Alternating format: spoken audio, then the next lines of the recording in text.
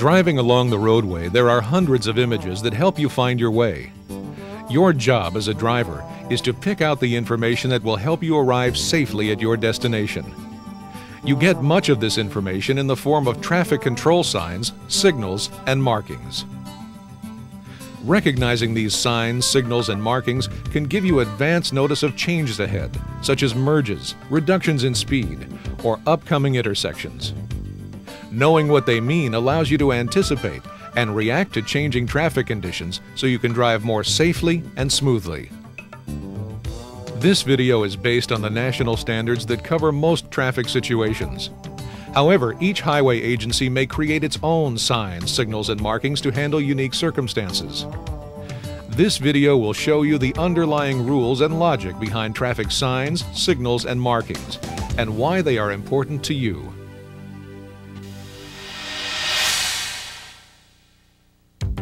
The streets themselves communicate with their painted messages called markings. There are two general rules about markings that tell you where you may and may not drive. The first rule is that white lines are on the right side of each traffic lane and yellow lines on the left. The second rule is that solid or unbroken lines show you where you may not pass or change lanes, and dashed or broken lines permit you to pass or change lanes. For example, on a two-lane road, the solid white line to the right marks the edge of the roadway. The yellow line on the left separates you from oncoming traffic. A double solid yellow line on your left means that it is not legal for either you or oncoming traffic to pass.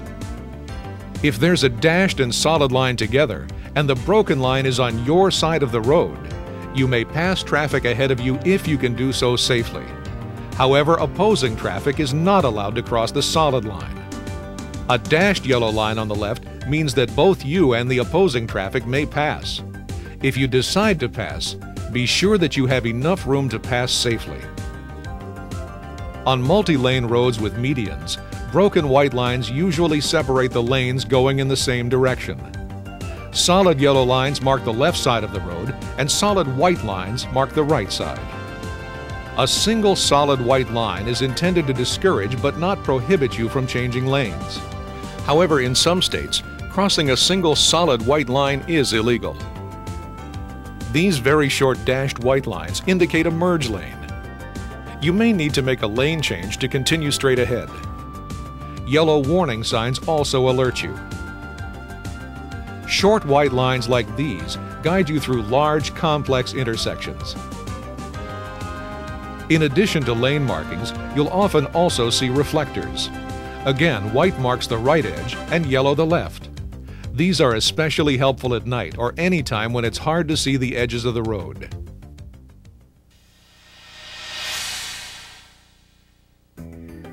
Shape and color play an important part in highway signs. It's practically impossible to read every sign, but you can use their colors and shapes to pick out those that are most important to you. Even if you can't read them from a distance, the shape and color give you some idea of their meaning. For example, both the shape and color of this sign tell you to stop. As a rule, the color red indicates stop or conveys a significant prohibition. Black and white signs are regulatory and state the law. They mark where the regulation goes into effect. For example, accelerating when you first see this regulatory sign violates the law. Wait until you've passed the sign to accelerate. Violating any regulatory or prohibition sign can get you into serious trouble. Yellow signs provide warnings.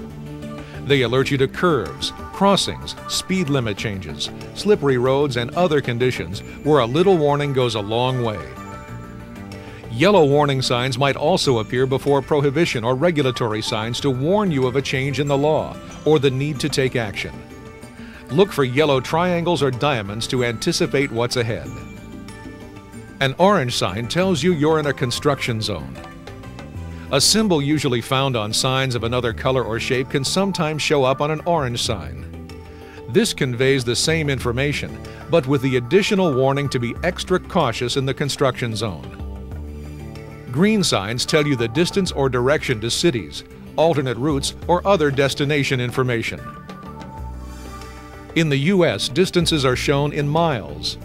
In Canada and Mexico, on the other hand, distances and speed limits are measured in kilometers.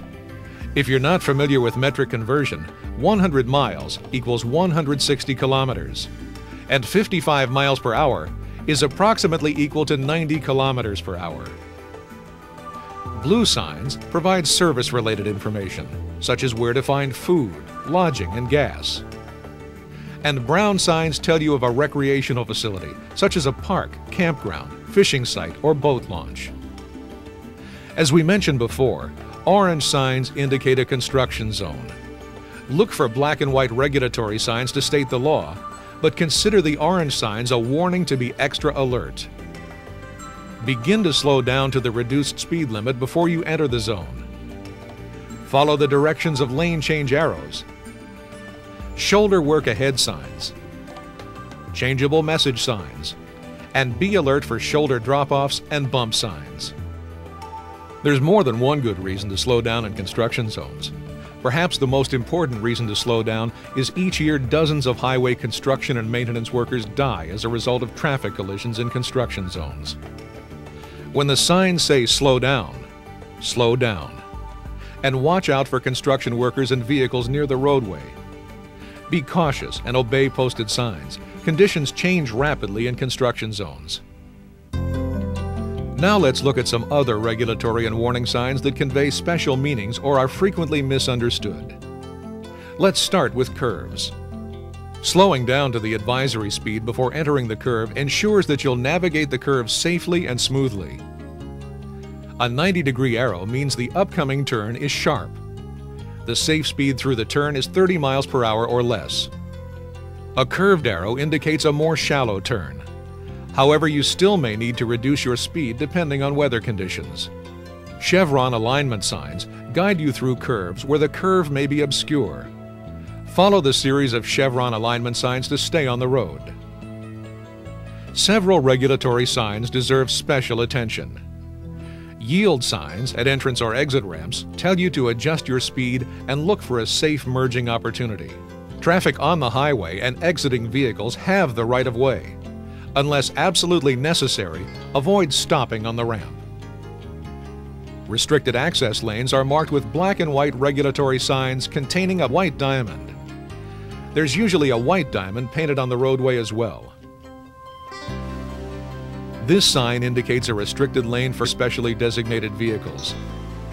Do not enter a restricted access lane unless you qualify to be there. If you need to make a turn across such a lane in city traffic, enter at the last possible moment, a half block or less from the turn. HOV stands for High Occupancy Vehicles. Only vehicles with a required number of occupants may travel in HOV lanes. Signs will indicate the minimum number of occupants as well as the times when the restriction is in effect. HOV lanes may also have a diamond painted on the roadway. Shared turning lanes or two-way turning lanes allow you to make left turns from either direction without holding up traffic behind you. Enter these lanes as close to your intended turn as possible. Never use a shared turning lane as a through lane. And pay particular attention to signs and signals for reversible lanes. They tell you the correct direction of traffic and the time of day the direction changes. However, stay alert. Don't assume that the opposing drivers are paying attention. Now let's look at some unique situations that require special signs. For example, tunnels usually have specific traffic control signs such as minimum and maximum speeds, prohibited cargo, and the appropriate use of headlights and sunglasses. The signs you see when approaching a toll plaza tell you how far away the plaza is, what the safe approach speed is, which lanes are for cars and which are for trucks, and other useful information. Finally, many railroad grade crossings have signs and traffic control devices that warn of an approaching train. If a railroad crossing does not have flashing lights and barricades, slow down and check for a train before crossing the tracks. Remember, it's difficult to accurately judge the speed of an oncoming train, and trains cannot slow down for you. For your own safety and the safety of others, it's important that you observe, understand, and follow all cautionary and restrictive signs when approaching a tunnel, toll plaza, or railroad grade crossing. These situations are well marked because there is very little room for error. Next, we're going to look at non-vehicular signs. Most of these signs refer to pedestrians and bicyclists. It's your responsibility to avoid them. Knowing the warning and regulatory signs will help you avoid a collision. Walk, don't walk signals tell pedestrians when it's permissible to cross. If you're turning into their path, you must yield to them. Pedestrians have the right of way in this situation. Stop at the vehicle stop line painted on the roadway to stay out of the way of pedestrians and other traffic turning into your street. Be prepared to stop for any pedestrian who enters a crosswalk. And learn to expect and to stop for pedestrians not in crosswalks. You could save a life. A warning sign is often placed ahead of the crosswalk, so you have adequate warning of the crossing zone. Another warning sign is placed at the crosswalk itself. The lines on the sign indicate the location of the crosswalk markings. Whether you're in a residential neighborhood or at a busy intersection, be alert for inattentive pedestrians. Children are less predictable than adults. School zone signs tell you when to reduce your speed and when it's safe to increase it again. Wait to pass the end school zone or speed limit sign to resume your speed. Accelerating before you pass these signs is a violation and puts children and other pedestrians at risk. Finally, animal crossing signs tell you to slow down and look out. Animals behave unpredictably. For example, deer freeze when they see headlights. So be extra cautious when you see an animal crossing sign, especially at dawn or dusk when wild animals are more likely to be present.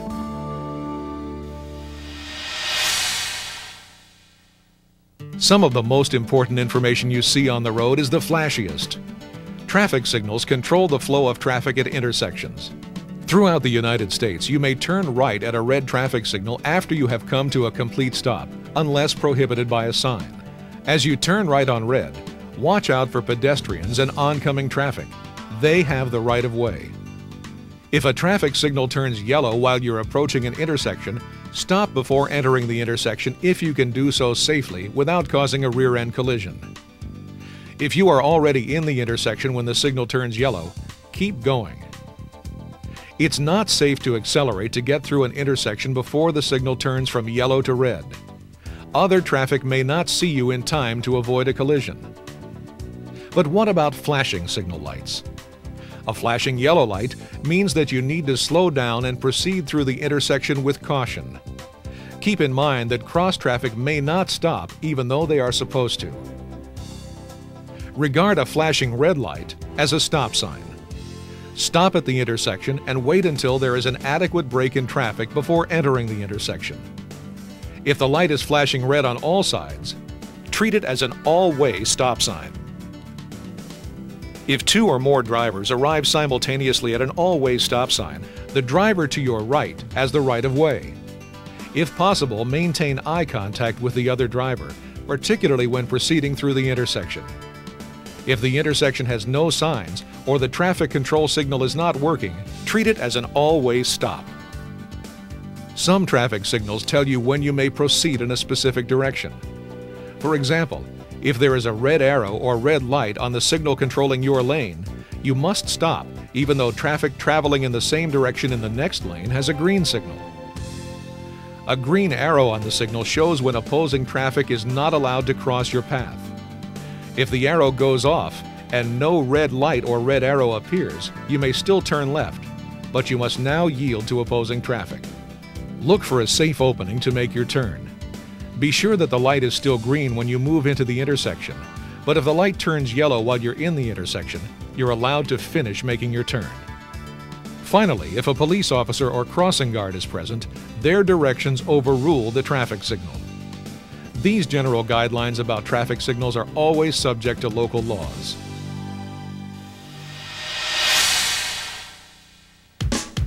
It's always nice to know where you're going, and if you understand how routes are numbered and marked, you'll always be in the right lane at the right time. Route signs mark federal interstates and other roadways, state highways, and county or municipal roadways. The interstate system uses a shield symbol that is blue on the bottom with a red band across the top like this. The primary route number is either a single or double-digit number. North-south routes have odd numbers. East-west routes have even numbers. Spurs and loops extend from a primary interstate.